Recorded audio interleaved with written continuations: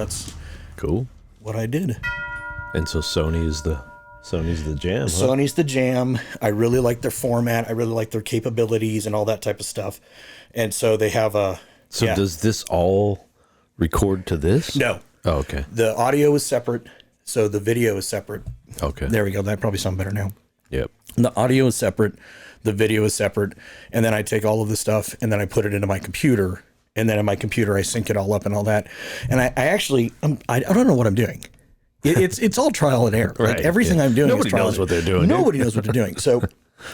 One of the things that I've been very, very thankful and grateful for, though, is that the Pinal County Sheriff's Office has the best videographers on the planet. Right. And because of my relationship with them, I've been able to pick JD's brain and Sam's brain. Yeah. Yes. So having 2 Emmy award-winning videographers on text message is amazing. Fucking Sam would love that you said that. Right.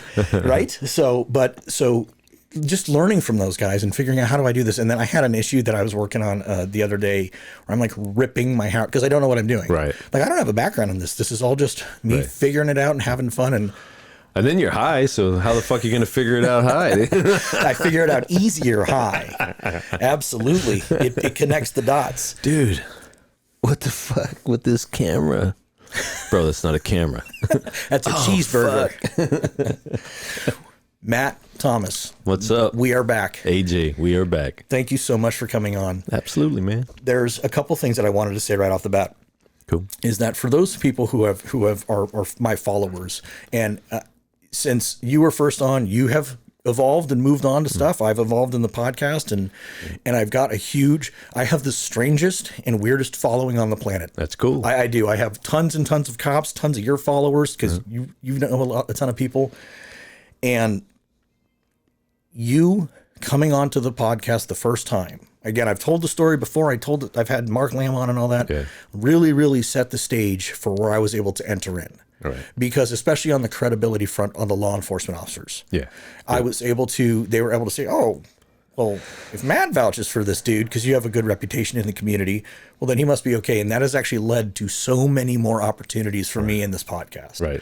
So I cannot thank you enough for being the first one to come on openly and say, hey, let's talk. Yeah. Hey, it was really no thing. And I realized, I realized my position as a chief deputy and second in command. And again, I had Mark as a sheriff, and he's kind of a cavalier and cutting new ground. And so I knew, man, with that position, it's a very powerful position, right? And you can do a lot of good from that position. And so that's kind of what I was doing, because I'm at a place in my life where I just want humans to be good to other humans, dude. I'm tired of all the hate and discontent, And we all have a common ground. Yeah, for sure, dude. I mean, that's it. We're all humans, right?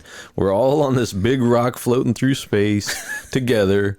And, we all have different backgrounds. I came, I'm a white guy, and most people would probably assume, oh, he was raised a certain way, but they would be completely wrong. And I think we make those assumptions about people when we see them, and those biases that we have naturally. And you just have to understand that that's natural, that it happens. And then you just have to work through it and say, let's get to the person behind what I'm seeing. Yep.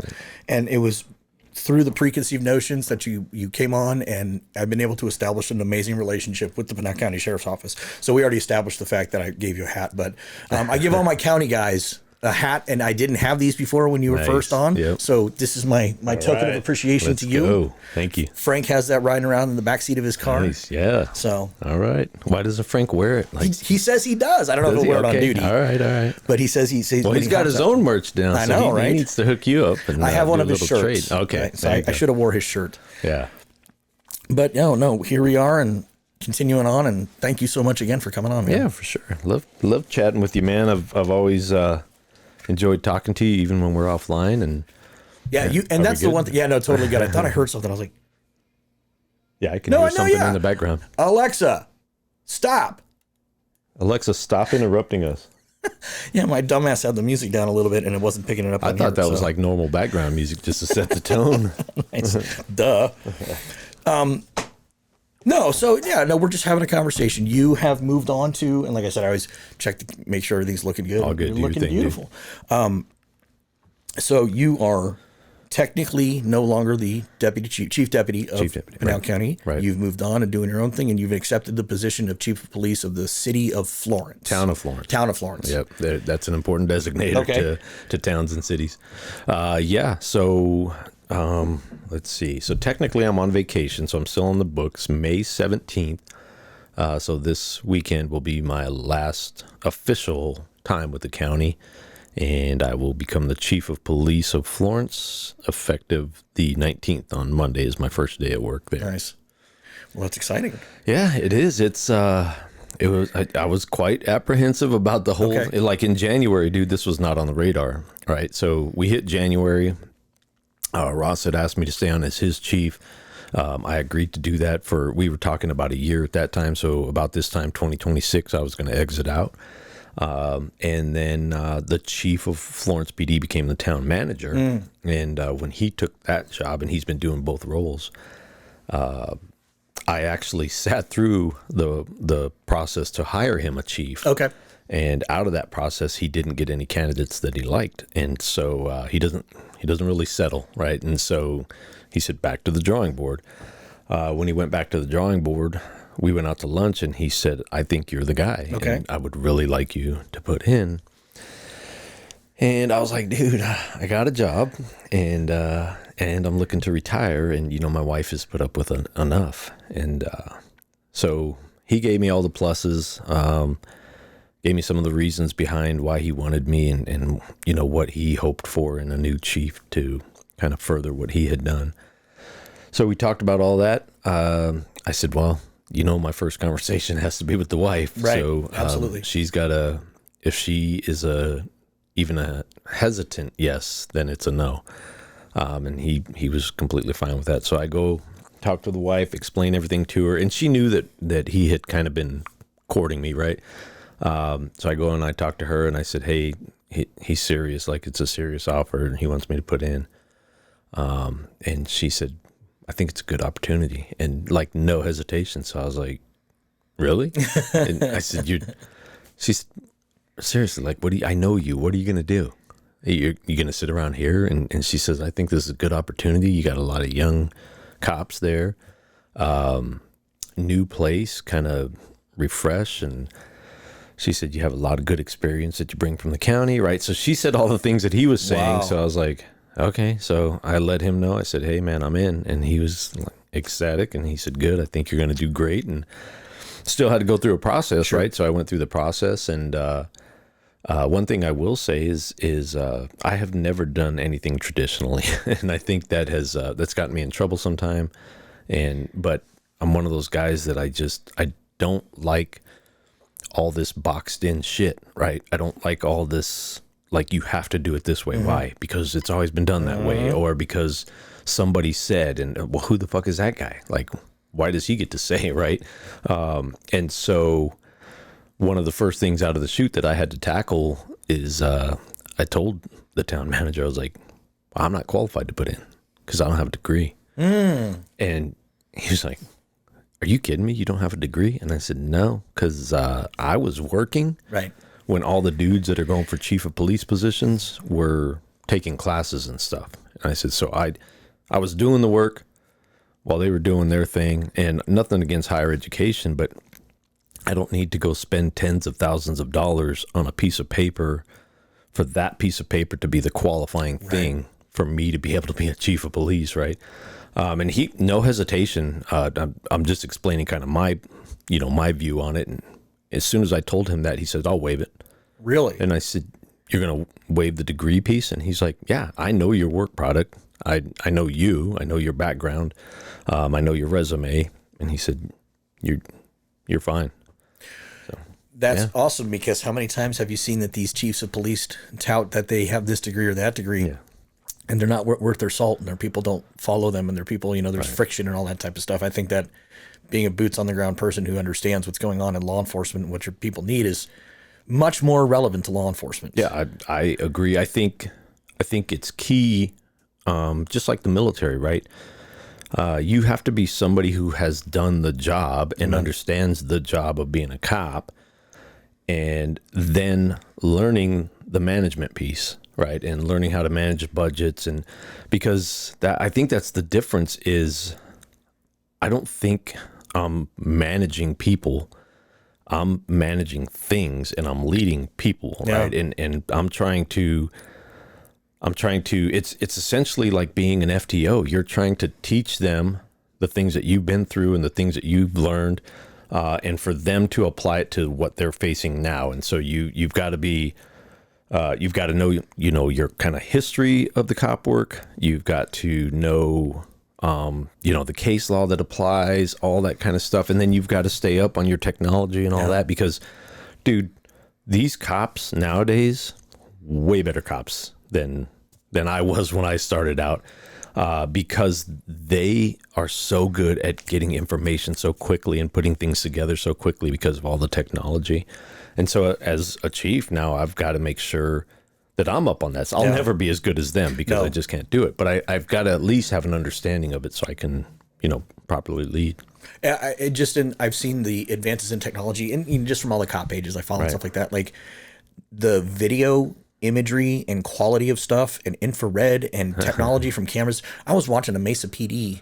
The intro to my podcast, that short little clip is a pursuit of mine from Mesa Air. Oh, wow. I mean, that was like 10 or 11 years ago. So look at the image quality of that. Yeah. And then I saw one recently where it's like, this looks like a video game. Right. And with the drones, drone technology is insane. The drones and even the anti-drone technology. Yeah, that's a valid point. There's drone detection now. And that's something that we in LE have to look at, in the military, definitely, because the way they're doing drone warfare and even the cartels, they're starting to use them for their warfare. Yeah, the technology is just nuts, dude. I actually have a list of a few things that I wanted to make sure that I talked with you about. Cool. Since you were on here last, you wrote a book. It wasn't out yet. Yeah, it wasn't out yet since when we talked. Cool. Then, I don't have a copy of the book, but you gotta be kidding me, dude. Oh, bro, I would have brought a copy if I'd known that. I thought I got you one. No, already. I didn't get one yet. Oh, dude, I feel bad now. I'm sorry. No worries. I'll get you one. But it was about your expertise on the border. Yeah, it was about the operations that we conducted, some of which you were out there for. It kind of the book is essentially, and the initial concept was, let's write about these things, right? Because I want to tell the story, because nobody is telling the story, and it's a piece of U.S. history, right? And I thought, dude, and the sheriff, Lamb, he was a big pusher behind it, saying, dude, you got to get this on paper. And so wanted to tell that story. And as I started writing about the operations, I would go through an operation, and writing's weird, man. I know you've done some, just here and there. And so what happens is you get into, sorry, that's my buzzing phone. You get into, it's almost like writing a report, right? There's those days where you sit down and you'll get into a report and you'll just bang it out in no time, right? Yeah. You're just flowing. Then there's days where you get there and you're like, ooh, it's a big one. And so what I would do is I would think about an operation that I thought was cool, and I'd be like, oh yeah, man, that was a good one. We did some cool stuff. And I would sit down and start writing about it. And then sometimes I would check in with buddies that were on that op and be like, hey, I'm writing about this op, or I'm kind of recounting this op, and remember when this happened? And they were like, oh yeah, and then this and this, and I'd be like, shit, I forgot about that. So I'd go through and I'd write a chapter, and that would be one operation, right? And then as I got those together, no particular order, they were kind of all over the place. I was like, I can't just like throw a bunch of operations in a book and then people would be like, who the fuck is this guy, right? So cool, bro. Cool story, bro. Yeah, exactly. So I said, well, I got to lay some foundation here for like why I'm talking about this, who I am, and how I can talk about it. So I kind of went through my childhood, growing up in gang-infested area, all that stuff, being, one of one white kids in my neighborhood, and went through how I grew up, what I learned through that, kind of what I was exposed to going into law enforcement, and also, moving out of the inner city out to farming area, and getting exposed to the more rural area, and working on a farm, working alongside migrants, all that kind of stuff, and learned even more and more about the Mexican culture, right? So laid all that foundation, and then I kind of went into the cartels themselves and how we see them structured on our side, like how Sure. the ones we're fighting, kind of how they're structured, what their culture looks like, all that kind of stuff. Some of the religious stuff or sacrilegious. Santa Muerta. Yep, Santa Muerte, Jesus Malverde, all that. And I have some operational Malverde, I picks. forgot about that, So I had some good picks from operations that I was able to throw in there to kind of show what we were talking about. And then laying that foundation, then went into the operations and kind of told, and then, here's what we did. And so that's kind of the book all smushed together. And the cool thing is, like, when you do all that, it's a process, right? And I self-published, so Cool. I didn't go through a publisher. I started to go through a publisher, but as I was experiencing that, I felt a great deal of apprehension. And you're like me, dude. You're a cop, so But thank you. yeah. But you're good. You understand this. Yes. When you get this instinctual thing, right, where your bullshit meter just goes off. So as I'm going through the talking to a publisher thing, I'm like, this is bullshit. So I'm filling out all this paperwork, and I'm like, I feel like I'm doing their job, Okay. man. And it's all marketing. How are you going to market? What audiences do you have? Blah, blah, blah, right? So as I go through this paperwork, I realize I'm drafting their marketing plan. And I'm like, what the fuck am I doing that for? Like, they're the publishing company, and I was feeling like they should be doing that because they're going to take a cut of my stuff. And then I thought, well, wait a minute. I need to read some of this fine print because I'm doing their marketing. They're getting a cut of my stuff. How much control do I maintain? And you don't maintain a lot of control. You give up a lot of control of your story because the big dogs run the show, right? And so talked to a friend that I was introduced to by Mark, a guy named Randy Sutton. He's a retired lieutenant out of Las Vegas Metro. He just released one more book. But Randy and I jump on the phone. I said, Randy, I'm not feeling this publishing thing. And he's like, all right, let's talk through it, brother. So we spent about an hour, just over an hour on the phone. And he had went through it all. He had published through a publisher. Then he did like this hybrid thing. And then he self-published. And he wasn't trying to steer me. He was just talking me through it, right? And as we talked through it, the more we talked through it, the more I'm like, no, no. And then when we get done kind of talking through it, he's like, so what do you think? And I said, I think this is bullshit. I don't want them. I'm going to do this myself. And he's like, smart man. That's what I did. And here's the reasons why. So then he went into how he got screwed over by publishers, lost control of his material, blah, blah, blah. Right. So then that just solidified it for me. I was like, done. I'm going self-publishing.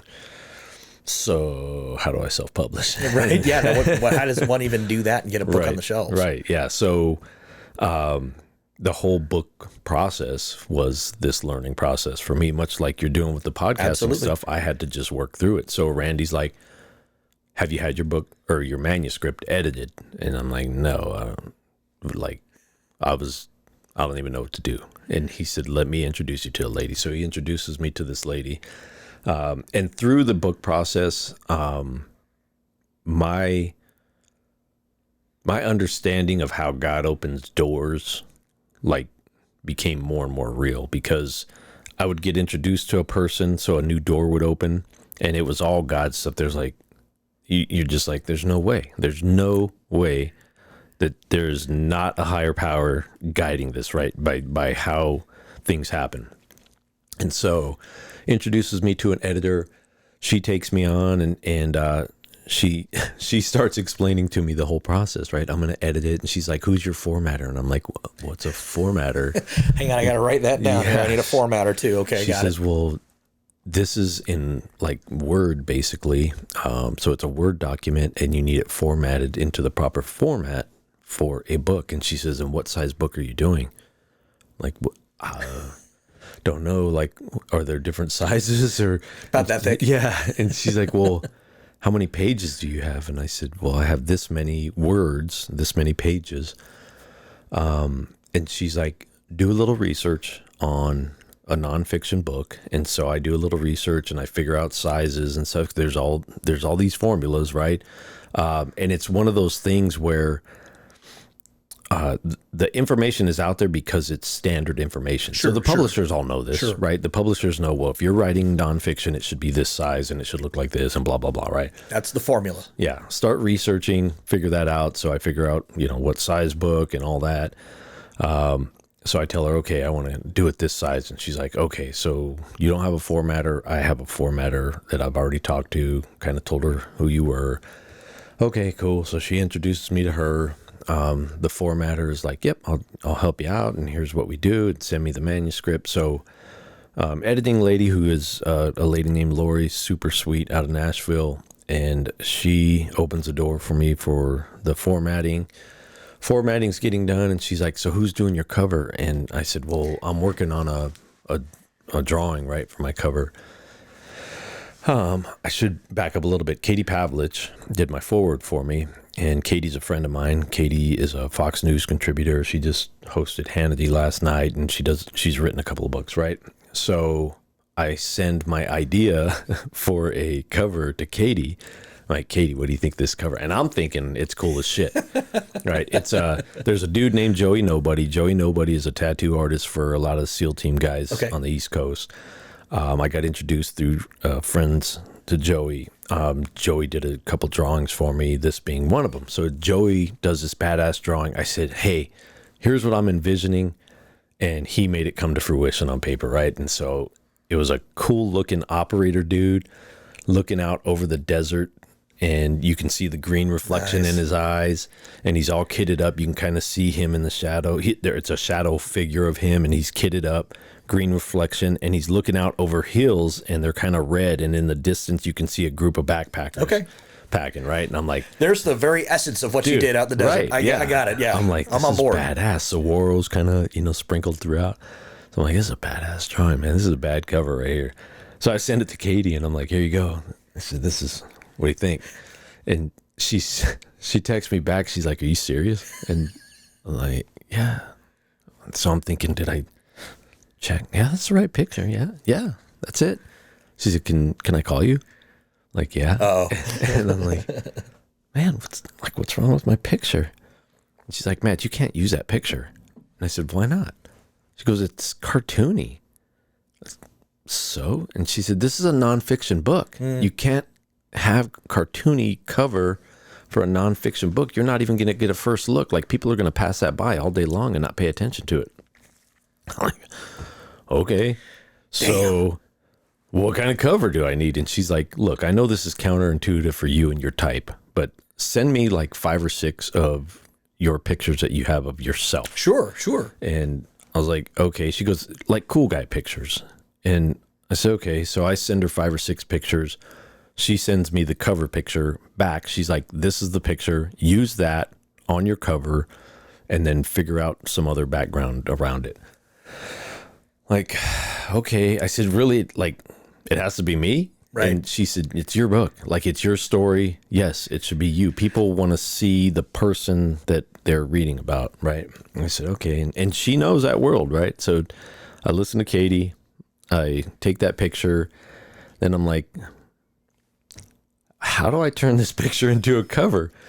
So reach out to a buddy who does videography and some photography. And I said, hey, man, do you know anybody that does covers? And he goes, dude, are you an idiot? Yes. And he's like, we both do. And I said, we do? And he says, yeah, Joe, our buddy Joe, up in the Northwest coast. I said, Joe does book covers? And he's like, no, he does magazine covers, but it's the same shit. And he's like, dude, reach out to Joe. Like, shit. Okay. So, and I, at that point, I'm like, that's right. Joe does, he designs magazine covers for all big magazines. So I reach out to Joe and I'm like, hey, Joe, here's the deal. Joe's like, gotcha. And I said, okay. And I said, what's it going to cost? Because I knew, like, you work for big companies. And he's like, I want the first copy. Nice. Done. So Joe does my cover, right? first shot, and I kind of tell him, here's my cool guy picture, kind of the theme I'm going for. What you see on the cover of the book is the first shot. So he sends it back, and I'm like, dude, Nice. this is it. So I send it over to Katie, and I'm like, Katie, what do you think? And she's like, money. This is the one, right? And I'm like, all right, cool. So we got a cover. Nice. So I got a cover. I got an editor. I got a formatter. So we're getting it done, and it's coming together. This is about a year-long process. Is it really? Of me going through stuff, right? So it took me about 2 years to completely write the book, and that's on my days off and, Sure. when I get time. And then about a year. You weren't busy running a department or anything. Right, Working. right. So about a 3-year process, and so that last year was all kind of putting this stuff together. And then I get towards the end, and Lori, my editor, she's like, so who's doing your launch for you? And I was like, well, I was gonna. And she said, well, what platforms are you gonna use, or did you plan on using? And like, Lori, like, you remember talking to me in the beginning of this, right? I'm a functioning moron when it comes to this stuff. I'm not even sure I understand what you're asking me right now. And she said, so you need somebody that understands launching books, because there's certain days, there's certain times, there's certain things you have to do.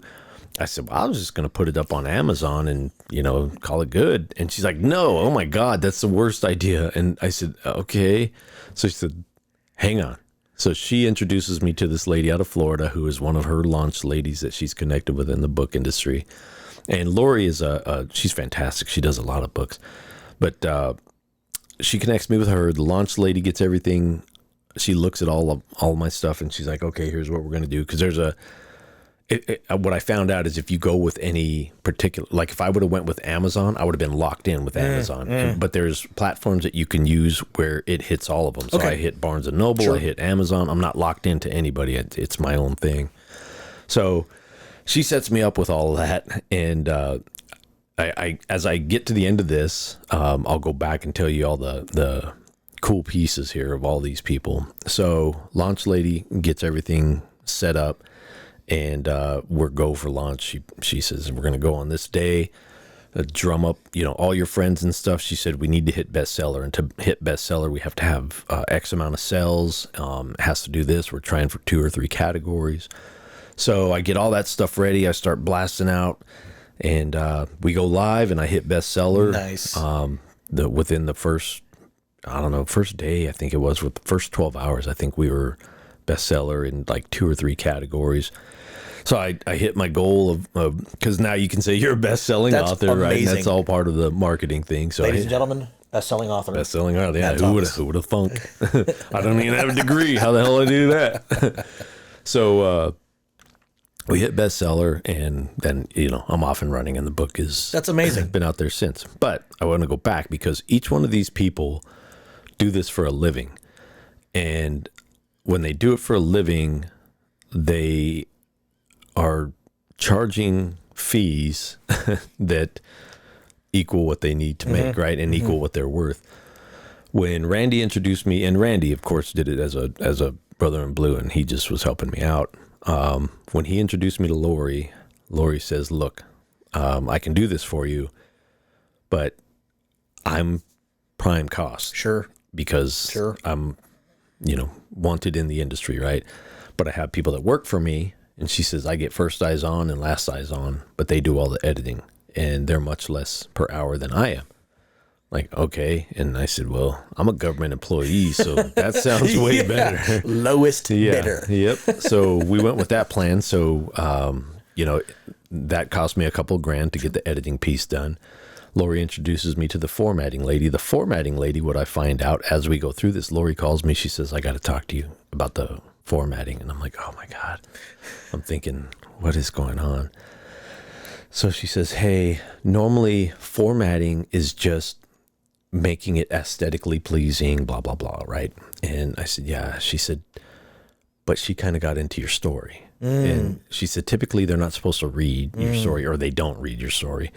They just format. They don't look at content. And she said, but she was so interested in it that she read your book essentially while she was formatting it. And I was like, is that good? And she's like, yeah, that's really good, because she's going to do it for almost nothing, like compared to what she normally gets. So she cuts me a smoking deal for formatting. And while she's formatting, she's like, hey, her and Lori are talking, and I don't know this, and they're talking. I think this would flow better, that would flow better, move some things around. So Lori's like, how married to you are this? Or how married to this are you? Gotcha. How you laid it out. And I said, well, I like the content, I don't want you changing, but how it's in there, you tell me, you're the expert, right? So the formatting lady get together to discuss that, and they fix kind of the flow for me. And they said, we think this will flow better because when a reader picks it up, your hope as an author is they don't want to put it down, right? And so we're going to help you with that. So they helped with that. And then my launch lady, I know her, her exact figure was $5,000 just to talk to her to get set up, right? Sure. Hey, that's a $5,000 bill. Lori, when she called her, she kind of tells her, hey, here's who I got. Here's what I'm doing for him. Here's where we're at. And so the lady, each one of these people wanted to know the backstory of the person that they're helping, right? So what's his story? So Lori tells her my story, and she says, okay, yeah, I'll do it for him. And so that's the first thing, is just getting a commitment. They'll do the job for you. And so I'm like, fuck, okay, I got to come up with $5,000. And Lori's like, no, she's doing it for 500. And I was like, what? And she says, she loves your story. She loves the book and what you're doing. And so she's going to help you out with this. And that's basically her cost to actually get this stuff done. Like, holy smoke. So all these people just jumped in, and most of them, Lori included, Lori, formatting, launching, they all did it out of the goodness of their heart, and they basically just covered their costs to help me get it done. That's amazing. Which was just, at the end of the day, when you finally get that book in your hand, for me anyways, the guy who wrote it, it was like, there's so many people that made this possible, and it gives me a little emotional. But yeah, cool thing. Have you ever created anything before in that regard? Kids. Right. Other than kids. No, nothing like that, dude. I mean, that because like you're pouring your life out, man. That's, you're telling, for me, I was telling my childhood stories. Sure. How I grew up, some of the stuff I was exposed to. So you're putting your life into this, and then it's cool to have other people, I guess, appreciate your life and appreciate what you've been through and be like, we're with you, man. No. And people you never even met that just jump in with, because I've had people that I've worked with that have left me high and dry, right? That I've trusted with my life that would turn their back on you. These are people that I never even knew, and they were willing to invest in me and my life, not even hesitating, So it was a super cool experience and gave me a lot of faith in humanity. That story that you just told parallels exactly what you did for me with this podcast, which is a big thing for me. And one of the reasons, honestly, AJ, that I agreed so quickly is because I feel it's my duty to continue to pay it forward, right? If I have all these people step up, as I explained, to help me, if I have an opportunity where I can use my position, my followers, my whatever, to help somebody else, I'm obligated to do that, man. That's the Christian in you. That's it. Well, and I think if you don't do that, not only is it against, what God wants for us, but I really believe in karma, man. And I think that if I don't pay it forward, I shit on everybody who has helped me throughout my life. So.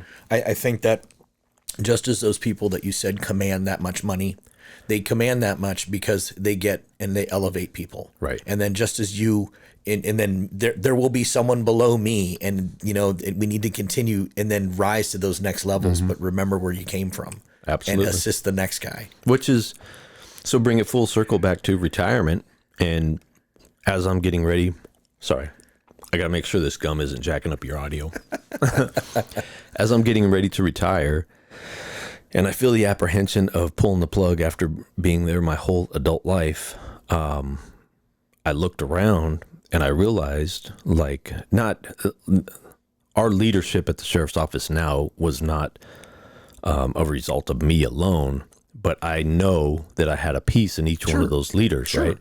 And I know at some point that I had invested in all of those people, and that made it honestly that much easier to step away, because I was like, these dudes they're killing it. I trust them. I know that they know what they're doing. They're competent. They're going to be better than me, which is, your only hope is that anything that you have done, that you can invest in somebody else and they can come and do it better than you. And so it made it kind of a bittersweet departure, but not hard, if that makes sense. You're excited for them to move on. Yeah, I am. I'm excited to see what they do. Yeah. Because just don't screw it up. Don't screw it up, dude. Even that part, I don't worry about it, because they're not going to. No, I think the problem that a lot of leaders, the conundrum we get caught in is, you're like, oh, I believe in you, as long as you do shit the way I think it should be done. And what I realized is, I believe in them. I know they're good, and their way is their way. Yeah. Like my way was my way. Yeah. And so I just pull away. They continue on, and it's not right or wrong. It's just the way, The learning to let go. Right. Learning to let go. I don't know what that was, but learning to let go is the hardest part. Yeah. Is that like I have, in my own personal life, I have a son who's about to graduate high school and move on, and it's like, I've done the best I can. Now you have to go make your own decisions. Yeah. Whether it's personal or professional. Yep. Same. I have 2 adult daughters that are out on their own, and I have a 17-year-old son, so he's coming up on it. And the oldest daughter was the toughest, right? Because we watched her go through some horrible relationships. And you can't, especially as a dad with a daughter, there's times where I feel responsible for some of her poor choices, and man, and I'm like, fuck, did I do that? Sure. Like, and so you have to really take a step back, and like you say, you have to let them do their thing, man. And I just got back from Louisiana, as you know. I was visiting my grandkids, and my wife was like, oh, I wish our daughter this, or I wish our daughter that. And I'm like, babe, it's their journey. It is. Yeah. Our journey was our journey. Their journey is theirs. So you still have your journey though. It continues. Oh on. Yeah, for sure, man. Yeah. And you want good for your kids, Yeah. but dude, you know how it is with kids, man. They're going to do what they do. So very much so. And I watched, with Mark taught me a lot about fathering, and just watching him go through some of his struggles, watching him go through some of the stuff he went through, and how he went through it. I learned a lot from all that, and it was kind of a class on being a good father. You were the one, I told you this before, that when Mark came onto the scene, I can call him Mark now because I'm friends with Mark. Yeah. When he came onto the scene, I was like, oh God, it's another Joe Arpaio. We're never gonna see him. We're gonna just see him on TV. But then when I sat down with you, you were the one that explained his philosophy. Right. And I've been fortunate enough to be able to spend some time with him. I gotta find that. I don't know what the fuck that is. Yep, that's you, not me. That me? I'm the buzzer. What did I do with that? Oh, it's right here. But being able to spend some time with him, and actually spend time with not Sheriff Lamb, but with Mark. Yep. He's as authentic of a human being on camera as he is off camera. No. He's more authentic off camera. Right. We all have a persona when we're doing our thing or whatever the case is. We all have a little bit of it. Yeah. But it was like he's a genuinely good human being. Oh yeah, for sure. Yeah. And I understood that, being close to him. Sure. We became very close in those positions, and our families became close, and we went through some shit together, which brings you even closer. And like just the other day, I was talking to him a couple days ago, and just talking to him, because I fucking miss him. Yeah. It's as simple as that, because I got daily interactions with him before, and now we don't see or talk to each other as much because we're both doing our own thing. But just catching up with him, is great, because he's just a genuine dude. Yeah. And you opened that door to get to him. I did want to ask, because we were talking about the border. So I wanted to actually ask you about, like, Sorry, I went off on No, that's what I like about it. But the thing is, though, is that like what's going on with the border right now, and the escalation. And I have a buddy of mine that's in the military. He's a reservist, and he's like, so I'm stationed down at what he's an officer, and he's a lawyer, so he doesn't really like hit the field. Or is he JAG or? Yeah, nice. Essentially, Okay. yeah. But he's like, the 10th Mountain is at Fort Huachuca right now, and they're like, something big is going to happen. Spinning up. Yeah, something big is definitely going to happen. I just wanted to, I mean, you are a border expert. You are a border expert. A little bit, yeah. But it's also one of those things, just like technology, right, that starts to pass you by the more you're out of it. So I am a border expert by definition. That is getting dated further and further as I get away from those operations, but still having my finger on the pulse and talking to the guys inside, and actually having some good Border Patrol friends, have an understanding of what's going on down there. Yeah, and I think what people are going to see is what we've been asking for probably 2 decades, right? Like, can we get some help down here? And the you have the federal law enforcement side that are concentrating on the interior, really. They're getting all the bad guys that the last administration... ICE, Immigrations and Customs Enforcement. Right. Well, everybody, dude. ATF, ICE, HSI, it's all hands on deck. So the question... I don't mean to interrupt you. Nope, the problem that I have with all of that's happening now is this is just a bitch session. It's all good. Is all of the complicit agents. Yeah. That's the biggest problem that I have with, look, guys, like, having been a whistleblower in law enforcement, it's like, guys, you got to speak up. Right. I have a problem with the complicit law enforcement that just, well, they don't want us to focus on this, so we won't. We know there's crimes happening, but we can't do anything. That's very annoying to me. I agree with that. But the problem is, I think right now, like when you look at the Trump administration, we met with Homan, we being Mark and I met with Homan. Actually, Ross too. It was Ross, myself, and Mark all went down to the border. And Tom Homan, the DHS director. Tom Homan, sorry. So we went down, and he gave us kind of a briefing pre-taking office. Okay. And he said, here's what to expect. Okay. So he kind of let us know, like, hey, it's all fucked up. And we need everybody's help. So we're pulling in all of our resources to focus on getting the bad guys out of this country.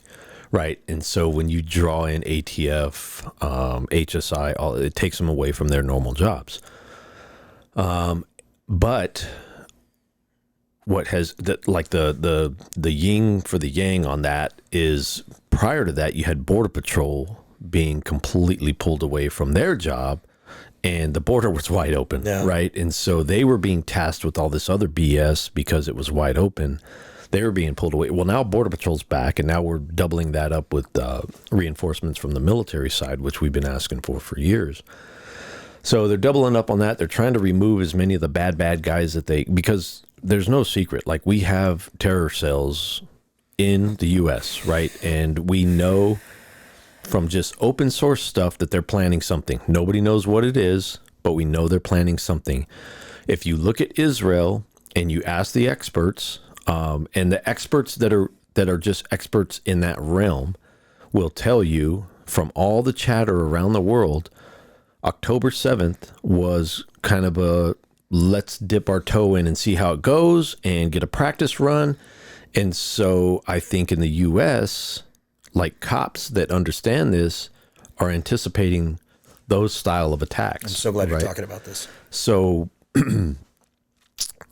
you have all these federal agents that are being pulled from their normal functions, yes, but it's because of what is happening under the current. Sure. And those things that are out there that are trying to do harm to the country as a whole, and those bad guys. And so I get what you're saying, because if the ATF is helping HSI or ICE or whoever round up bad guys in the interior, then they're not focusing on the guns and the explosives and all that. I'm okay with ATF not focusing on the guns. I was like, just give them all of IRS. All of IRS can go.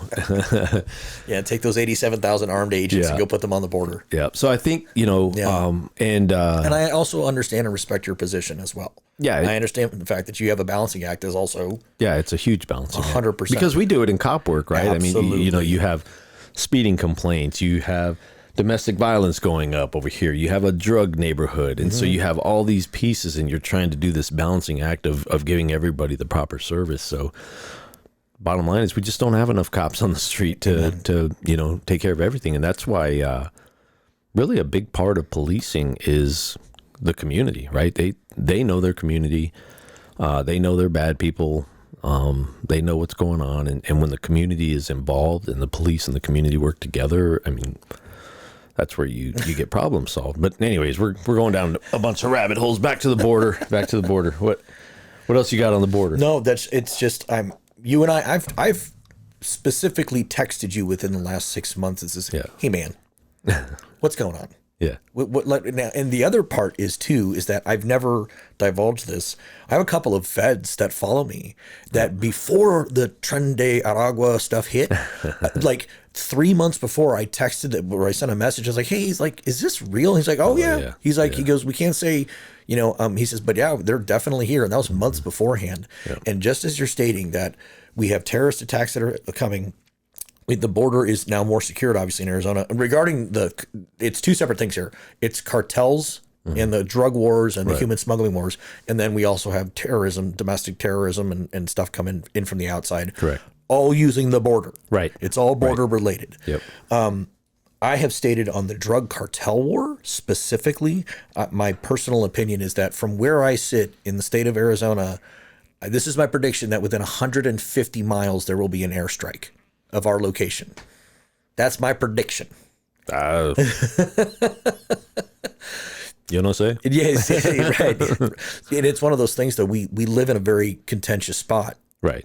I mean, we're not far from the border. No, well, and people don't realize, or maybe they do, I think most don't, Arizona is controlled by the Sinaloans, right?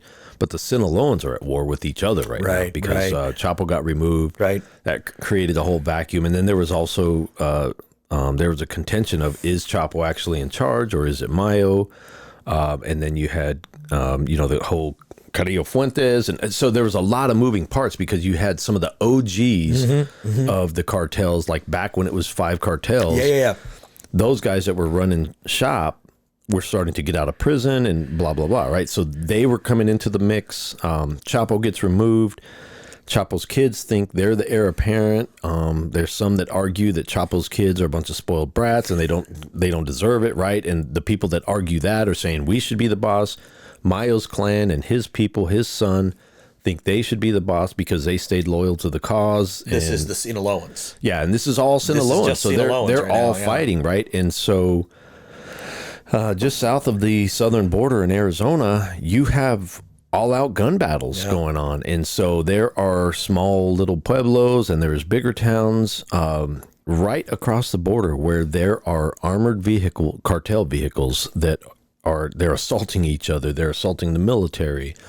So I think military strikes is, I think right now what is probably going on behind the scenes is our administration and the current Mexico administration are discussing how does it look and who does what piece and so that because there has to be a balance, right? Absolutely. So, I do not agree with going in and invading Mexico. Right. I think it needs to be a collaborative effort, but every human being knows that the Mexican government is ran by the drug cartels. Yeah, but see, that's part of the problem. And actually, Holman was talking about that in the last couple of days.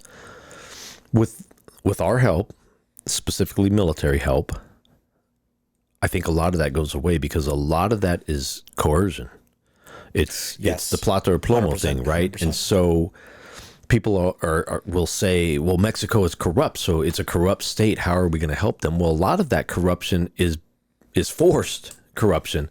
And I remember way back when I was working narcs, we had a Mexican cop that explained to us how he became a bad cop and started working for the cartels. And it was by coercion. Yeah. They basically threatened his family with death unless and all it was don't patrol this one road from this time to this time. And if you do that, we won't kill your family. And then they have him, right? They hooked him. It's just like the whole inmate games in a prison. They got him hooked. Now you're ours because you work for us. Mm-hmm. You're doing what we tell you to do. So now you're going to do this other thing. And then you're going to do this other thing. And then this other thing, right? And so it just keeps going. And so a lot of that coercion, if we can remove the power people that are causing that, I think you'll see a lot of the corruption drop. And my experience, even back in the day, was the fact that probably, you'd have a suicide load of, 400 or 500 pounds in the back of a truck.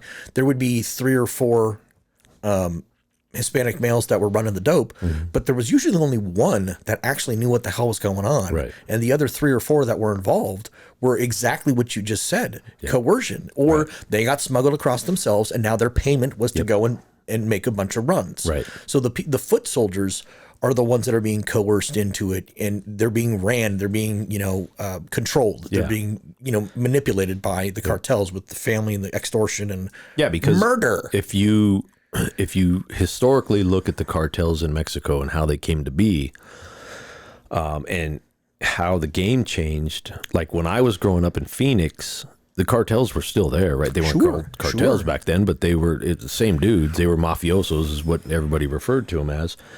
But you only got involved in that either by blood, because it kind of like the Cosa Nostra, right? You're a blood relative. Was this Mexican mafia? Yeah. Well, not Mexican mafia, but what is now the cartels. Okay. So back then, those guys, the mafiosos in Mexico who were not what they are now, those guys that were running that kind of stuff, they were the guys that were doing the transporting for Colombians and all that stuff, right?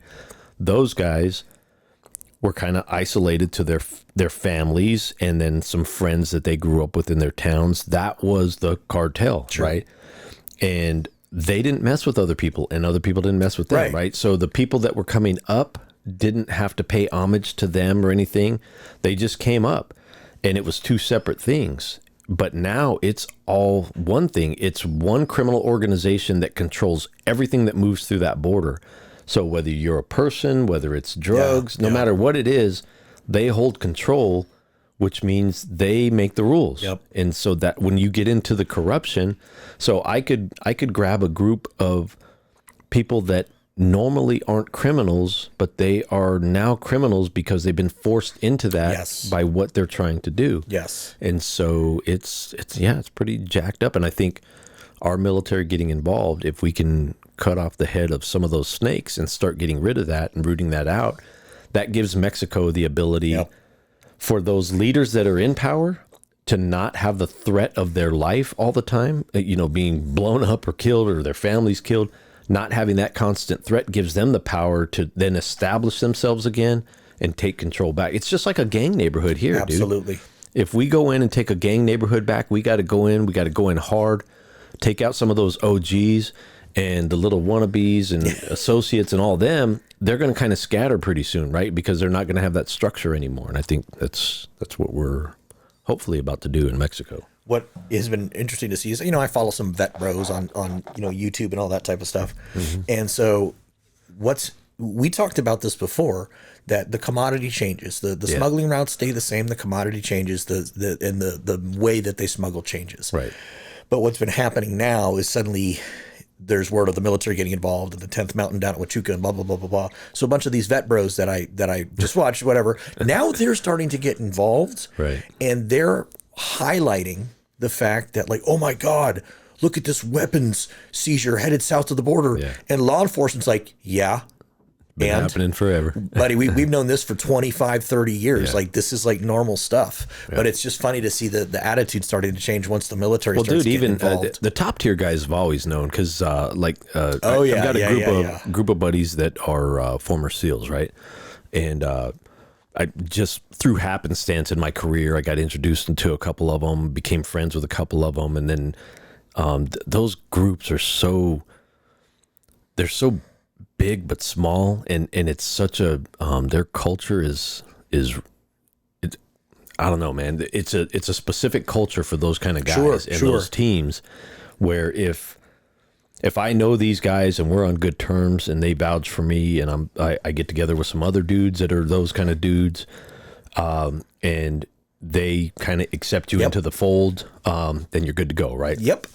And so I have some of those friends and I'm good to go with them and have gotten to, just become good friends with them over the years. And 2011-ish, a couple of those guys were like, hey man, tell us what's really going on. So I explained to them what we're dealing with and they're like, dude, and they're looking at each other and they're like, it's fucking Afghanistan. It's exactly It's what it is. Afghanistan. Yes. And yes. I'm like, I don't know, but if you say so, yeah, because you were there, and and they're like, no, same shit, dude. The scouts, the radio systems, their cell phone, everything they're doing is just like Afghanistan. And I'm like, we're dealing with it. And so a lot of those guys were like, can you guys invite us down? Like, are you allowed to do that? And I'm like, nah, unfortunately, we can't. And they're like, because we really feel like we could solve this problem pretty quickly. And like, man, I would love to be able to say yes to that question, but I think now we're going to see the yes to that question. I mean, back in the day, we had the JCNTF. We had the But JCNTF. still, they couldn't. Right. Yeah, we weren't like They calling can't in engage. airstrikes. Yeah. That would have been super cool. Because these guys were talking more like, hey, that scout on Kinetic. that hill, let's turn that into a pink mist and call it good. I'm like, bro. The only problem is that you and I both know where those scouts are. Yeah. And it's not far from a city. Right. That city would be like, why is that mountain on fire? Yeah. That would be a little scary for a lot of people. They're Yeah. not, the public doesn't actually understand that you're saying that this is happening now. It's Right. happening today. It's happening in the southern deserts of Arizona. Yeah. We're not talking about faraway things. We're talking, we could probably drive 45 minutes. No, not even. Yeah. And from where we sit right now, we could go Oh, yeah. pick up some stuff. Yeah. Yeah. Look, from where we sit right now, probably 30 minutes, we would be out where the scouts are. And the scouts are back up. And so we've come full circle. Okay. So scouts are back up on the hills. They've got comms back up. They're creating that network because they've had to go from free reign back to sneaking. And so they've had to go back to their old ways. I did see on there was a confirmed Instagram post. Did you see the guy? I know, right? That sounded so fucking gay. stupid what I just said. A confirmed Instagram post. But it was one of the. You heard it here first. You heard it here first. It was a cartel member that had a 50 cal. Oh yeah. Up on the Yeah, dashboard. I have that video. Was going right next to a DPS trooper. Yeah. I was like, figures, dude. DPS didn't even see it. I know, right? No. Ain't that the truth? They were chasing taillights. That was. Oh man, that's an older video. Is it really? That's got to be 2 or 3 years old. That's the thing, though. Is like, this shit's here. Yeah. Well, and those were youngsters flexing because I actually used that video in one of my classes and one of my talks that I give on cartel stuff. And that video was youngsters kind of flexing, right? And just think of your own kids on social media here in America, right? The cartel kids are doing the same shit. They're flexing on each other and showing off. And so that was just a flex move. And honestly, you got to give it to the Intel folks because the Intel folks had those knuckleheads identified within a couple days. And I think DPS got a little retribution on that one because those kids, they went into custody. And I think it was DPS that had to take care of that. Yeah. Good. I don't have a problem with that. Nah, me neither. Yeah, this shit's scary and it's here. And like, are you on the Cartelgram side of Instagram? Do you get those videos? No, I stay off of. I'm trying to separate myself from that world as I get older. Yeah, no, I get it. But there's so many videos of like recruiting. Yeah, like they're showing all the fun stuff you can do down in the deserts or the jungles of Colombia and all that type of stuff. They are masters of propaganda. Yeah. You got to give it to them. And they people don't understand this, and I know this from working the cases. You've worked the cases. When we were doing like wire cases and stuff like that, they recruit for all aspects of their business. And so like whether it's drivers or people to steal vehicles, people to move money, move dope, process dope, go out and kill people, all that stuff. They do all that shit on social media now. And like Snapchat, dude, Snapchat is unreal, the shit they're doing on there and getting away with it too. It's just crazy. That's wild. I didn't know that they were using Snapchat. Oh yeah, that's how they were recruiting American citizens to go run loads. So that's when it really blew up with the recruiting. Is they would jump on Snapchat and they would recruit these teens out of major cities like Phoenix and those areas and recruit them down to the border. We had one here in Santana Valley. We get a call from Cochise County. Cochise says, "Hey, we were just in a pursuit with a car. Driver wrecked, dead. Like 15, 16-year-old girl. And could you go, to the house and let them know what's going on?" Next to So our deputies go and they're like, "Hey, your daughter in your car," and they're like, "No, she's in bed and it's in the garage." I'm like, I want to check that. So yeah, car's gone, daughter's gone. She had went down to run a load, got recruited on social media to go down there, make $1,000 or $2,000 or whatever, run down, just drive some people up and you get paid. And yeah, it's crazy. Nothing's changed. I know, dude. Nothing's changed. I know. That was 20 years ago. That was 10 years ago. I know. That's insane. Technology is about the only thing that's gotten better. Right. Right. Yeah, I do remember years ago, one of the big defense contractors went to Border Patrol or whatever it was, and they said, "We will give you a free system. All you have to do is sign the contract for 25 years that will maintain it." Like, we could have secured the border a long freaking time ago, but that's neither here nor there. That's political stuff that's above their pay grade. Way above. Yeah. Yeah. Those are those defense contract deals that, people make money and get rich off of. It is. My son actually said to me last night, we were talking to him, and along the same lines of your creativity with your book and all that type of stuff, I was having the conversation with him that, like, this podcast is my creative outlet. Yeah. And the only way it fails is if I stop doing it or stop progressing. Right. And he told me last night, he's like, "Dad, you should tell some of your cop stories." And I'm like going, and I'm like, well, we don't want to hear that shit. But when I sit here and we're having the conversation here, they don't know. It is American history. Like, people don't realize that this shit is still happening and still going on. Like, nobody remembers the Arizona Navy Wars or the California Navy Wars of Prohibition back in the 1920s or 30s or whatever. Right. It's like we're having the same type of stuff happen here over human smuggling, over sex trafficking. Well, and I was telling, I don't know if you know who Tommy G is, but Tommy G's a YouTuber. Okay. And he came out the other day and wanted to kind of see the area. And so my last official day at work in uniform, Tommy G and I go out and we check out the desert. And when I was talking to him about it, I was like, "Bro, people don't understand. Like, Pancho Villa ran these routes." Yes. So, this has been going on forever. Like, these routes have been smuggling routes forever. Lines change, demographics change, all that stuff changes, but these routes have stayed the same. It's the wild, wild west still. It is. Yep. I mean, there's parts of Pinal County you can go straight south and not hit anything until you're literally in Mexico. And drive right in. You don't have to go through any gates or anything. Just drive right in. Yep.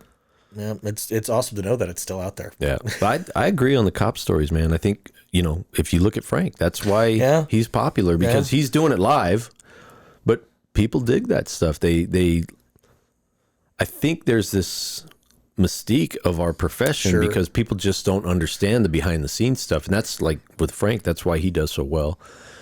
They're getting to see it live. Like, this is the behind the scenes happening live, and it's kind of unfiltered because Frank's unfiltered, and they dig that stuff. Yeah, he's definitely unfiltered. It's one of the funny things though for me that we've talked about it before. I'm not going down this road right now, but I'm a weed advocate, and on all that type of stuff. And there's two hilarious things that are going around. It's been going around for about a year that I'm an undercover cop. Oh, I'm an undercover cop. Cool. No, I'm not. Dude, you look like one. I know, right? But no, trust me, I'm not. And two, they're like, "Oh, he's always does law enforcement stuff. I'd still be a freaking cop if I was allowed to be." Right. And there comes a time where it stops being your identity, right? As you mature and you grow up and and all that type of stuff, and it becomes a job. But at the same time, there's the love of public service. Right. There's the love of the law. There's the fun and exciting things. Yep. The things that you got paid to fly around in a helicopter and chase bad guys. Yeah. There were plenty of times where I was up in a Black Hawk looking down thinking, dude, I'm getting paid to do this. This is awesome. I wish my kids could see this view right now. And Yeah, it's a cool job, but I'm with you, man. It's yeah, for you and for me too. I mean, I'm coming up on the end of my career, right? Yeah, I'm going into a yeah. new chapter, but that's not going to last forever, you Right, know. And, right. and I'm getting up there in age, and this is a young man's game. But you have that love of doing the job. Yes. You have that love of helping people. Like, and the one thing is, like for me, I don't know what drove you, but I'm just a big advocate of standing up for people who can't stand up for themselves, right? And if I can step in between a victim and a thug, like that's it for me. Because I like being the line, like, fuck you. Yep. You are not doing this to this person anymore. And I'm going to be the one that stops you. And so people don't understand that, like, that's something in you. Yeah, yeah. The number one thing that I have said that, yeah, I could sit here and we could talk about pursuits and we could talk about chasing this and we could talk about all that and the fun stuff and the helicopters and all that. The biggest regret that I have from no longer being able to be allowed in law enforcement is I'm not able to be an advocate for the victims that are children. Right. Oh yeah, for sure, dude. That's the biggest, that hurts my heart the most. Right. And again, we've had the conversation, not going down the path, like my mistakes are my mistakes, but it's this sort of thing where it's like, not a lot of people are going to understand the calling. Right. Not a lot of people are going to understand. And, there's so much negativity online and all that type of stuff. It's like my chapter of enforcement is done. Right. But my chapter of advocacy has started. Yeah. I can go out and I can talk to those young bucks and say, look, you're going to get fucked up. You're going to see horrible, nasty shit. Yep. And you don't know that it's going to affect you. Right. Until 10 years from now, when you're drinking a bottle of Jack Daniels every night and and you're mad at everything. Yeah. Yeah. I can step in and say, don't be me. Right. Don't do this. Let's find some healthy outlets. Let's talk about, the mental health aspect, which again, you were instrumental of moving forward. Yeah. Yeah. Especially at Pinal County. Yeah. Particularly with one specific therapy. So. Yeah. Ketamine, man. Big believer. I don't know all the psychedelic stuff, but I know, and again, it was team guys. It was some team guys that I sat down and had lunch with. And I got to talk to, there's a guy named DJ. DJ was out jumping, and DJ and I sat down for lunch, and he kind of. Shipley? Yeah. So Shipley was down jumping with some of his buddies. Okay. All right. Yeah, I know who DJ Shipley is. And okay. So, he and I started talking about psychedelics, right? And so, because we had another friend in common who had kind of introduced us, and again, that world is weird in the sense that, just like this, vouching, right? Absolutely. So when one of those dudes said, "Hey, Matt's a good dude," you're good. Yeah, like you don't have to prove yourself anymore. And so, having lunch with DJ kind of explains his experiences and some of the stuff he went through. And dude, he was so open and honest. I was fucking blown away because it was the first time I had ever met him. And I was blown away. And I just at SHOT, I ran into him and I got to tell him this. I told him, dude, so I went through it. Okay. And you're the reason I went through it.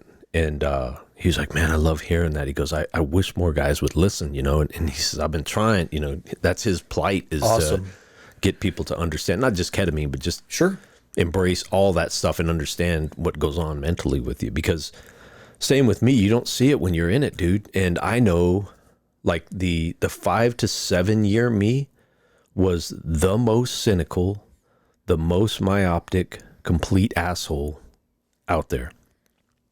Everybody needed to go to jail. Yep. If you broke a law, I don't give a fuck what's going on in your life. You're going to jail. You broke a law. How dare you break a law? I'm the law enforcer, right? And so I became that guy. And it was, you don't understand it while you're in it, but it's not you. It's the shit you're seeing and the shit you're having to do and deal with and all the muck of society that just continues to mold you into this asshole. And once you see it and you break out of it, especially if you start having physiological effects from the psychological stuff, you're like, fuck. at least for me, I was like, I don't fucking want anybody to go through this, and I don't want anybody to be like this, and I don't want you to be like this to your family. Right. So I was an asshole to my family. My wife would check me. She started really checking me at the point we were almost getting a divorce, where she would essentially snap back at me and she would tell me, we are not suspects. Don't talk to us like we're your suspects or you're at work or whatever, right? And because I was talking to my kids and my wife like I would talk to people on the street if I'm dealing with a thug. And so all this stuff starts happening and you don't even realize you're doing it. And at one point I remember sitting there and I'm thinking, I don't want to be the cop in the movie that's fucking sitting at home drunk by myself. My family hates me. Because guess what, man? This career is a career. Yeah. And at the end of it, it's just you. Yeah. And if you've pushed everybody away, it's really just you. And so you have to make sure that you have not fucked that up and that you have done the things you need to do to be a good father, to be a good husband, and to maintain that family, because they're the ones that are going to be there at the end of this career. I can tell you right now, the sheriff's office has left me behind, bro. It has. It like 100%. I have only been gone for 2 weeks, and they are off and running with their new leadership, and they are doing things and making decisions that I'm not involved in. And you know, your card doesn't work anymore and you're out. That's it. And it's not that they don't give a shit about you. It's just a fucking machine, man. And it keeps going. And people think that, you know, I have no illusions. Like there's going to be a couple of guys or gals that are like, you know, I miss Matt and I miss like seeing him or chatting with him or whatever. But the machine keeps going. Absolutely. And you go back home, and now that the machine is gone, you're off the train. You're sitting at the station and you got to look around and say, who's there with me? And, you know, I've been really blessed with a wife who has been willing to go through all the shit and stay. And so her staying now, you know, I'm at the station looking around and I'm like, oh, hey, my kids are here. Yeah. My wife's here. Yeah. I got my family. I got support. Shit, I'm all good. But there's a lot of dudes that don't have that because they've fucked it all up. And no fault of theirs, some fault of theirs, right? I mean, they do some of the shit, but it's the job that does a lot of this shit to you. And so back to being an advocate about all of it, I just, you know, when I took the position of chief, I wanted to leave everything better than when I got it. And so it was my mission to do as much good shit as I could for the agency and for the people of the agency and for the county. And so I did what I thought was the right thing to do. The ketamine thing, I told Mark, hey, I want to try this. And Post didn't agree with me at the time, but I got to give it to Matt Giardino. He's the Post director. Okay.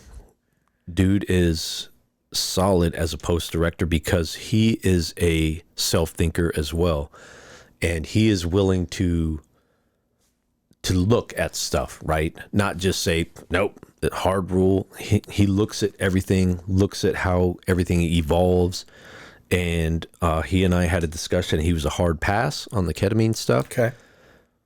I sent him some material. I talked to him. Education. He came back and he was like, dude, I get it. I'm good. And so they took the stance of it's medical procedure under doctor care. Post doesn't have any business in your medical stuff. And so I went for treatment, and I told Mark, I want to go through it first. Okay. So I can speak to, because I just feel like as a leader, I should be able to speak to whatever I'm going to tell my people is available, right? And so I wanted to be able to tell them like, hey, this is available to you. And by the way, I went through it, which blew some minds at first. Sure. But it was eye-opening.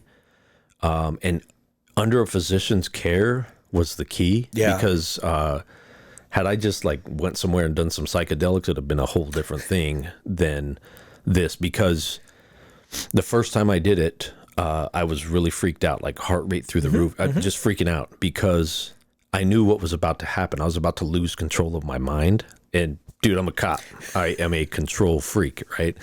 And so I was like, and the doctor told me there's no map of where your mind's going to take you. And I was like, fuck that. Like, dude, I've been to some dark places and I don't want to go back there. But your mind does what it's going to do. And the cool thing is you're going to go to those dark places. I went there. But as you go through them, the weird thing about ketamine is that it disassociated the emotion, if that makes sense. So those dark times, those bad things, still went through them and kind of replayed them and, relived them really. And as you relive them, it's weird. The emotion disconnects, and I can't explain it, but I can tell stories that I couldn't tell before because I would emotionally lose it telling those stories. And so that disconnect is there. Doctor told me you're forever going to remember those things that you remember, but you won't have the stress and the emotion connected to it, which was just fantastic. So that's how we get past trauma. Yeah. We process it. We analyze it. Yeah. Big advocate. That's awesome. I had a ketamine doctor on recently. Oh, cool. And which one? His name's Dr. Quinn Snyder. Okay. He owns Cartels. Gotcha. So he wants to work with law enforcement. So I'll be more than happy to pass the number along and all that type of stuff. And I went through the 100 Club. The 100 Club sponsored me, and I went to a clinic. They have two clinics, one in Scottsdale, one in Gilbert. And when I got introduced to the doctor said, "Hey, normally there's a fee. Sure.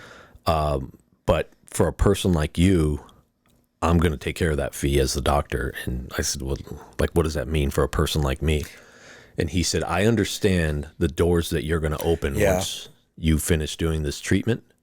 And so I want to take care of you because it's very important for us to get a leader like you to go through this and understand it so that you can speak to it." And so, again, somebody stepped up and did something for me. And so I'm a huge advocate. Every time I can get in front of people, and I've talked to legislatures about this and some of the lobbyists that are asking about psychedelics specifically for vets and stuff, but they're looking at law enforcement now. And I've told them, like, I'm a huge believer and a huge supporter of it. And I went through a program and it fixed, like my wife can tell you, the pre-ketamine Matt compared to the post-ketamine Matt, different dudes. As far as my anxiety level, my switch flipping, that was one of the big ones. Like, I could step on a Lego and fucking lose my shit. And now, I still get annoyed with stupid drivers, but now, like, I'm just more chill, man. More like whatever.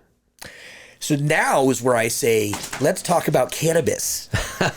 No, the ketamine thing is amazing. And I had that doctor on recently, but I don't know enough about it. And just like you, I've been offered to have my costs covered and all that. Yep. I'm not ready. Oh, you're ready, bro. I mentally, you know what I mean, though? Yeah, I know. And it's the sort of thing where I had a very similar experience with a breakthrough mentally with cannabis. Yep. Exactly what you stated, to where it was a disassociative thing, to where there was an event. That was the shooting of Darren Reed up in Sholo. Right. And I had that disassociation after one particular night, and I'm not going to go, all about it, but exactly what you said is it allows me to think about it and actually tell the story about what happened without breaking down in tears and being like, I don't want to talk about this anymore. Right. I'm all about the mental health aspect of it. Yeah. And it's huge, dude. And it's still somewhat taboo in our profession, right? It doesn't get you blackballed like it used to, but people still shy away from it, man. They are embracing it more. The younger generation of cops is embracing it more. But it's still one of those things where you feel like you're, trying to get people to, especially some of the old dogs, they're like, blah, blah, blah. They didn't sign it, or they didn't get drafted into this. And like, dude, come on, man. It's not about that. It's we don't have to continue to let this profession just beat the shit out of us and spit out a chewed up piece of shit at the end, right? We can take care of ourselves, and that's what Mark and I tried to do. We tried to attack it as it happens, right? Yeah. So we know guys go through shit. As soon as they go through something, let's get them help. Go through something, get them help. Go through something, get them help, and then make help normal. Yeah. Right. And so as that becomes more normalized, Then you get your guys that are a little resistant to doing it. They're the outside now, right? And so that peer pressure stuff kind of takes over, but the peer pressure in a positive way, because taking care of yourself is now the thing. Right. And not taking care of yourself is being a dumbass. And so, we kind of pressure everybody into doing the right stuff so that at the end of this career, you're a human, somewhat good to go. Yeah. And you can kind of finish out like you're supposed to instead of fucking dying 5 years after you retire. And that was the number. Yeah. 5 years was the number. If it was a retired cop, you're going to be in about your 50s. You're going to be fat. You're going to be lazy. You're going to be drunk. You're going to put a gun in your mouth. You're going to pull the trigger. Right. That was the statistic. Or a heart attack. Or a heart Those attack. two things going to get you. Yep. And the one thing I know that you're big on too is also physical movement, exercise, and all that. Absolutely. And that has been, the older I get, that's the thing that keeps me motivated and moving, and with my back injury and all that type of stuff. Yep. And if we could just marry all of this stuff together, like, can we just got to have a holistic approach, yes, bro. Yeah. We need those wraparound services. We need leaders that understand the importance of physical fitness, and like how hard. Yeah, we didn't get drafted into it. It's a job, but at the same time, it's a calling. Right. It's a calling. Well, and honestly, like the fit part for me, there was one call that set it in, and luckily it was really early on. It was my rookie year. Okay. On the street. I got in a pursuit with a stolen. They wrecked out, and I lost them on foot. Okay. And I was right behind them, and I lost a foot pursuit. And it was because I was a fat ass. I had probably about 25 extra pounds that I didn't need. And I couldn't keep up with them, and I was like, never again. This is not fucking happening again. And from that day on, I dedicated myself to working out and staying as fit as I possibly can. Injuries come and go and all that stuff, but nonetheless, I think it's our duty is where I was going with that. It is our duty, because if I'm expected to protect somebody else and protect their life, I damn well better be able to take care of myself and do what's expected of me. It's really embarrassing. Everybody packs on a couple pounds. I understand that. Yep. Not everybody does have time to exercise. Oh, yeah. I will not be one of these people that says you don't have time. No, you have time. Yeah. Got to make time. Yes.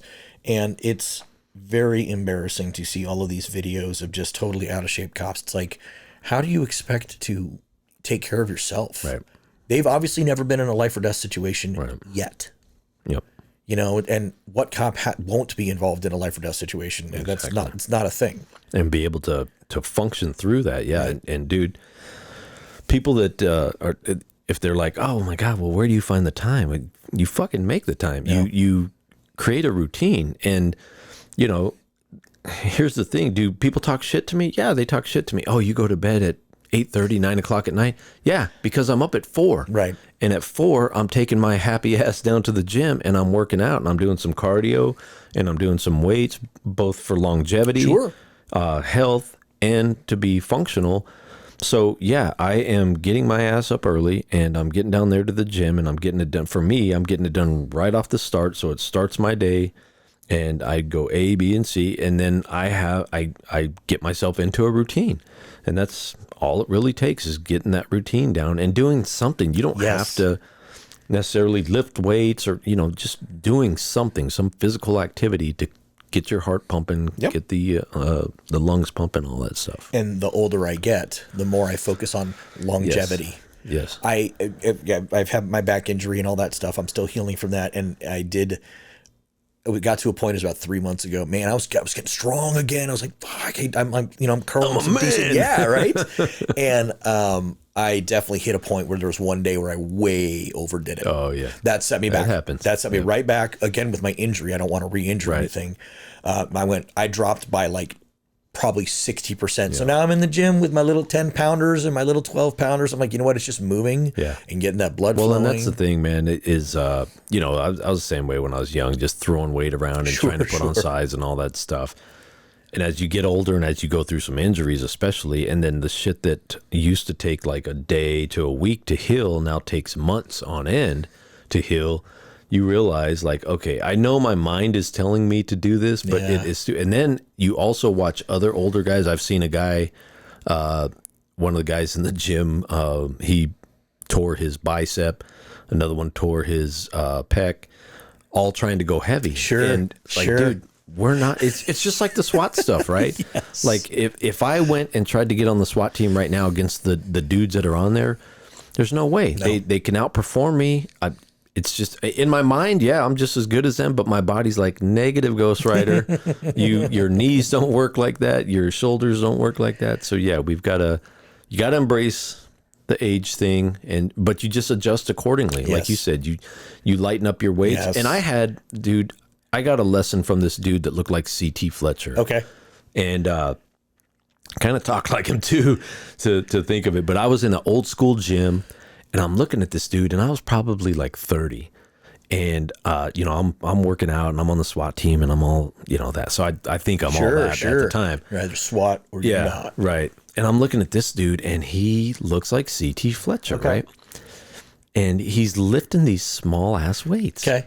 But he's doing all these real concentrated, slow reps and stuff. And watch, I finally go over and I'm like, hey man, I gotta ask, like, are you injured or something, or what's going on? And he's like, no, man. And I said, dude, I've watched you for a few days and you do such light weights. And dude blew my mind with this dropping of knowledge. He looked me square in he says, my motherfucking muscles don't know how much these weights weigh. And I was like, shit. And he said, it's all about putting them under stress, tearing that muscle so it'll rebuild. And he said, they don't know if these are 50s or 15s. I was like, God damn, he's right. And, as I got older, I understood even more what he was talking about, because I've had to adjust my game when I go in and lift weights. I don't lift heavy anymore. I just get good, solid reps. I'll slow it down, all that stuff. I tried recently, my doc recommended, first, I've been on testosterone for years. I love that shit. That's like the very last, if I'm totally broke and have not a penny and my wife has left me and I really don't have a penny, testosterone is the last thing I would ever get rid of. Right. Like that shit, I love that stuff. But my doctor put me on for a 30-day cycle of BPC 157. Have you ever heard of that stuff? No, it sounds Russian. It's right.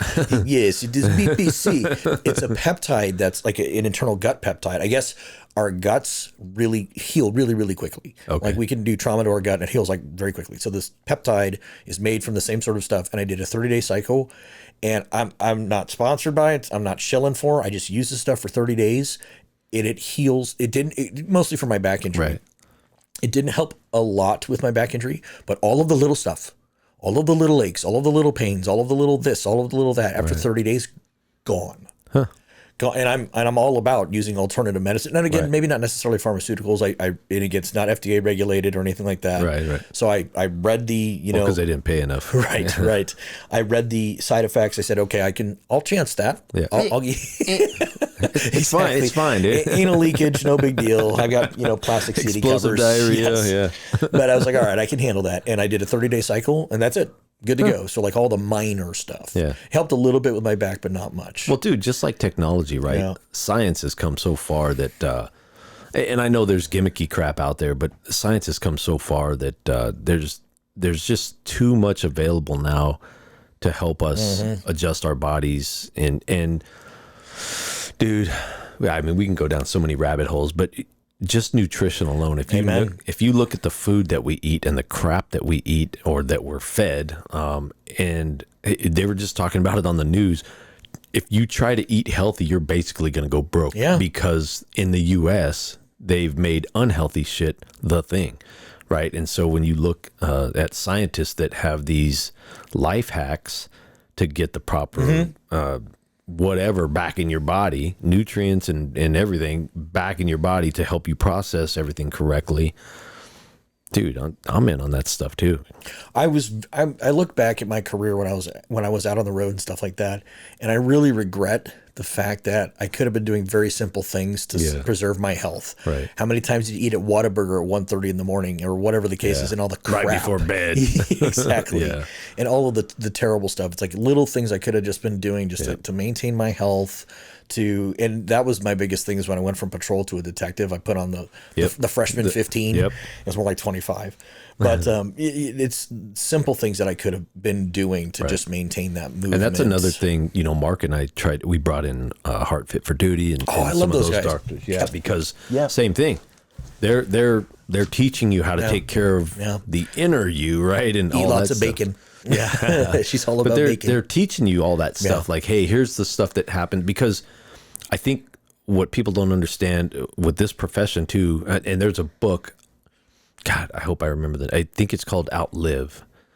Is the name of the book that I read, and he is a doctor, and he's talking about medicine in the U.S. and Western medicine and why it's all wrong, right? And talking more about preventative maintenance, essentially. And as he goes into that, he talks about the effects of cortisol and lack of sleep. Sure. Right? And so he doesn't talk about first responders specifically. He's talking about just normal people and like all the cancer that's running rampant and all the shit that's going on with people right now. And almost everything links back to sleep and cortisol. And so when you look at those two things and you look at our profession, I was like, holy shit, if it's this bad for normal people, then I know it's really fucked up for us, because we're on a whole different level of the cortisol dumps and the lack of sleep and all that. And so that was another piece that Mark and I wanted to kind of combine with the mental health, because again, we're going for that holistic approach. Like, we brought in financial wellness, we brought in the mental wellness, and then the physical wellness, because we know that the financial piece is big, right? Huge. So teaching people how to manage their money, how to budget, how to do all that stuff in their personal lives, and then the mental health piece, and then the physical health piece with like Heart Fit for Duty, putting that all together so that, and dude, I'm gonna be honest with you, it's a very small percentage of cops that took us up on all of that stuff, because in their mind it's not important, because they haven't been through what we've been through, and they aren't there yet, and they think it's not going to happen to them, and they're invincible and all that shit. And again, it's just like your kids, right? All I can do is give them the tools. If they want to use them or not, that's going to be on them, and they have to do their own journey. But we're trying, at least. No, you are trying, and very few others are. There appears to be this push that of like, again, recruitment is low, so we just got to get numbers, and the standards are being lowered and all that type of stuff. And again, like, you know, if we could raise the profession to the level that it should be, then we can, you know, get better people and you know, that sort of thing, and make it a career, make it something, you know, it's different every day. And you said so many things. Again, there's so many different rabbit holes. Like good. one of the hard problems that, like, being an advocate for it is just like you said, like, people don't comprehend. They see the fun stuff, they see Frank and all that type of stuff, but they don't see the terrible stuff and the dead babies and the terrible accidents. And then that in a 10 or 12 hour shift, you have an adrenaline spike and then a dump, and then an adrenaline spike and then a dump, and then adrenaline spike and then a dump. Oh, and we're only 3 hours into the shift, by the way. Right. And then they don't understand physiology and how that associates to all that, and that our levels never go back to normal levels. Right. So we're always operating at higher levels than a normal person. So the stresses and all that stuff all stay higher. So you go up, and then you start to come down, and then you go up and down, up and down, and then you have a new norm, and then it starts all over again. And so your norm constantly just gradually increases over time. And if you don't do something to counter that, then you're off and running, doing all the bad shit. You have become friends with Jack Daniels. Yep. What is it? Jim, Jack, and Jose. Yeah. The three J's. Yeah. The thing that I think is so important, though, that is also missed, is that go find a fucking hobby outside of law enforcement.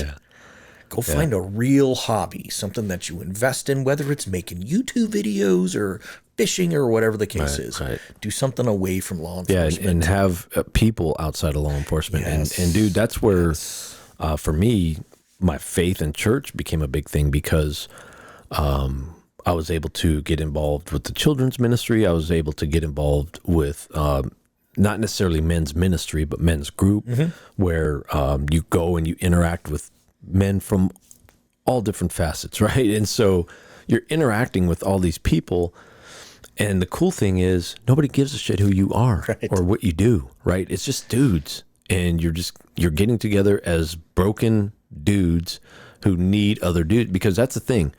Women need other women. Absolutely. Dudes need other dudes. Absolutely. And that's just the way we were designed. And so when you can have those groups that are not where because like what you're talking about and where I'm going with this is another thing people don't understand with that up, that down, the up, that down, the up, that down. And then you get together with your buddies and you talk about the same shit that you lived. Yes. And you have the same emotions going on and the same up and downs. And so you never completely cycle out of that. But when you get outside of your group and you interact with normal people, just about normal shit, not anything to do with work, you don't realize it, but your stress level starts to really, really drop. And then you're also sharing some of your burdens, just life burdens, with other people. And that takes some of the stress off you. And quite frankly, when you hear other people's problems, and Mark was always, he had this saying, and he was absolutely correct. He said, let's all sit around on a circle table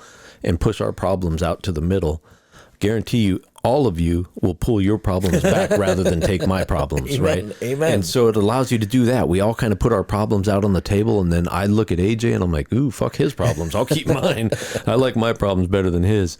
And so it gives us that opportunity to kind of do that stuff and share with one another and have some fellowship. And so get a hobby and get some friends outside of your Get an anchor. work. Yeah. I talked to Mark about this as well, about his faith in God and finding his voice and finding your voice and having an anchor and the more I talk to people who are surrounded or who are anchored in their faith, the more it anchors me in my faith. Yeah. I'm completely accepting of everybody in every way, shape, or form. Right.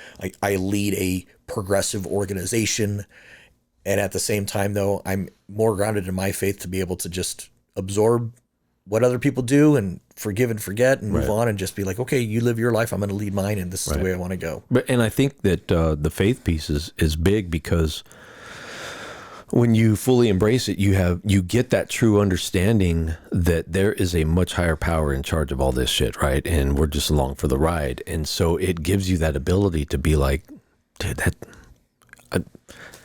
you killed somebody when you were a teenager and you were a gangster and you're all tatted up and shit. But right now you're just a dude. Yep. And we're sitting here talking, right? And when you start looking at the world that way and stop sheltering yourself based on your biases, really, of other people, it opens those doors, man. And you get to meet just really cool people that you normally wouldn't interact with. So, that's 100% true. Got to be open to the experience. Yep. Yeah, man. It's just one big ride. Just got to enjoy it. Well, dude, I think I had a couple questions I wanted to ask you. I think I asked them all. Cool. What is going to be your, this is just a total side topic, but what is going to be your priority stepping into Florence? Priority stepping into Florence is leadership development. Okay. Number one. Because not that I have to be careful with my words, right? Because I don't ever want to make it seem like Chief Walls didn't do anything. Sure, no, you're the new boss. There's a new philosophy. Right. This is expected. Yeah, and so, and he and I have had this discussion, and he basically told me, like, look, dude, I've plateaued. I want you to take it to the next level. And so that's my priority coming in. One of the priorities for me, and I don't know that they're necessarily on board with it, but I have two commanders. Okay. And those two commanders, I would love for one of them to be the future chief. Okay. And so I want to invest in that, and I want to start mentoring and getting them prepped for that if they so choose, because I think it's very important for an organization to promote from within, much like we did at PCSO. So that's priority number one is some leadership stuff, some mentoring, because it's a much smaller force than I'm used to over at PCSO, because PCSO, we were with volunteers and everything, we were right about 600 people. At Florence PD, I'll be at about 50. So much smaller group. But for me, that's exciting because I think I can be more impactful with that smaller group. And I have a lot of good young, just hungry cops that just want to be cops. Yeah. And so it's exciting for me because I get to kind of guide them as the chief and kind of set that up. And so, again, I want to leave everything better than when I got it. And I have a lot of experiences that I don't think they've been exposed to yet that I'll be able to share with them and hopefully kind of mold them into a great little police force. I mean, they're already a great police force, but just further that. And Florence has always been safe. It's always been a good town. Their fire department is great, fantastic. Their police department's fantastic. Like I'm not just saying this because you're sitting here and going to be the next chief. I've actually often said, again, where we live, I wouldn't mind if Florence swallowed us. Right. Like I mean, like I'd been totally fine with that. Yeah. No, it's a great town. Yeah. Hence, that was one of the factors of taking the job, and Chief Walls and I having those discussions of what a great town it is, how supportive they. And dude, I got to tell you, when he offered me the job, and then he announced it to the city council and the city leadership, immediately, people I didn't even know, numbers popping up on my phone that I didn't know. Hey, this is the mayor. Congratulations. Nice. We're excited to have you. Hey, this is council member whoever. Excited to have you. I was like, this is really cool. Like, I'm not used to this. Right. People kind of saying, hey, we're excited that you're coming to us. We're really looking forward to it. So I'm really stoked to be there because everybody I've talked to at the town has been like, dude, we are so excited you're coming. And I'm like, man, I just really feel wanted. And even the cops, awesome. I had a couple cops that were lateraling out to other agencies, pulled their apps and they're staying. They said, we're staying because you're coming. Nice. And that does my heart good. Man, I hope I don't screw this up. Yeah, it really do. It does put pressure on you because I do. I want to meet their expectations, So. I hope. So this is an issue, this is a personal issue I've ran into, that I can continue to maintain a relationship with you and the Florence, and I hope that this can flourish into the Florence Police Department as well. Yeah, we'll see. The problem that I have had, this has been an ongoing theme, and I follow a bunch of law enforcement agencies and all that, and whenever the new recruits graduate, I always put up a little post like, congratulations, stay safe. Right. I did that on, I'm not going to name it. Okay. I'm not going to name it. I almost did. A police department, and then a couple people, I said congratulations, and then somebody tagged the city council and the chief and said, get somebody on his podcast. That agency reached out to me and sent me a message and says, hey, send us a thing about who and what you are. I did. And I waited. Queen Creek still hasn't gotten back to you, huh? Wasn't Queen Creek. Oh, no. No, they flat refused. They already refused. I was going to say. You're right. So this agency reached out to me and then denied me. They said, I'm sorry, we're not going to be able to do it. So in the interest of trying to maintain good, my ADHD self be like, fuck off. I didn't want you anyways. Right. What do I care? Yeah. But I'm trying to maintain good relationships. I'm like, I appreciate that. I get it. Thank you very much. Please let me know if anything changes. Yeah. So that's just been my biggest thing. It's their loss, bro. Right. It's like, reached out to me, damn it. But see, it's the same thing, bro. You got leadership throughout, right? Sure. It's not just law enforcement. Leadership throughout government is so boxed in. Yeah. And that's the funny thing about us at PCSO and what we've done over the last almost decade now. And Mark was, the one kind of, like I said, he was pushing the way, but we were all with him on this. And what we have done is, people always ask, how did you do that? And we're like, we stopped doing what we had always been doing, which was that kind of stuff. Yeah. Stop shutting people out. And you say you're about the community. It's bullshit. It's absolute bull. You can't say you're about the community and then refuse parts of your community. Right. And so again, like with these discussions, I should be able to sit down with any community member and have a discussion about whatever's important to them. Sure. I don't have to agree with them. Sure. But I should be able to have a discussion, because for me as a cop serving a community, I have to have an understanding of what my community is into. Like, what floats their boat, right? Yep. And this neighborhood's going to be different than that neighborhood, going to be different than that neighborhood. But that's what makes us a community. And again, just embracing that and being willing to sit down and talk. Now, the cynical part of me, of course, there's going to be people that reach out and want to talk to you, and you're like, this is a setup, right? right. Because none of us like gotcha shit. Right. If we're going to sit down and have an open, honest discussion, cool. But if you're going to try and zing me with gotcha stuff, then yeah. And I know that's probably what you're mostly facing is Yes. some apprehension Yes. of what's he going to spring on us Yes. that we don't want to answer on camera, right? I mean, yeah. And then if anybody watches 20 minutes of my stuff, they realize that I'm not like that. Like I want to bring up weed and I want to bring up cannabis and I want to bring up that type of stuff. But yeah, no, like the entire thing is like, I want to show that humanity, like there is enough negative shit out there about cops. Yeah. I don't need to sit here and bring up, look at what this, no. Right. That's not like, let's show the positive. Let's show leaders whose heart is in it, that want to serve the public, that want to do better. Let's highlight those things. Yep. So if, this is hypothetical. I'm asking, I'm not asking chief or chief deputy. Gotcha. If post was okay with it, would you be okay with officers using cannabis? Off duty. Again, let's put all the same restrictions on it as alcohol. Let's 100%. I would have to say, because we had to do this for civilians, Sure. right? In the agency, we had to cross this bridge. I would have to say yes to that question, because when we did it for civilians, we had to do exactly what you're talking about. We basically had to say, if this were whiskey, Right. what would we do? Right. And so obviously post has restrictions, and there's some federal restrictions on the safety sensitive stuff. If that piece were removed and post said we're okay with it, much like alcohol, then why would I say no? Because, I there's no denying the science behind Absolutely. cannabis, right? I think in the beginning, I will qualify this, because I think when legalized weed was pushed, it was pushed by dudes looking to make money and just wanting to smoke joints and do their thing. But I do understand that there is a science behind it, and that it is helpful in a bunch of different realms.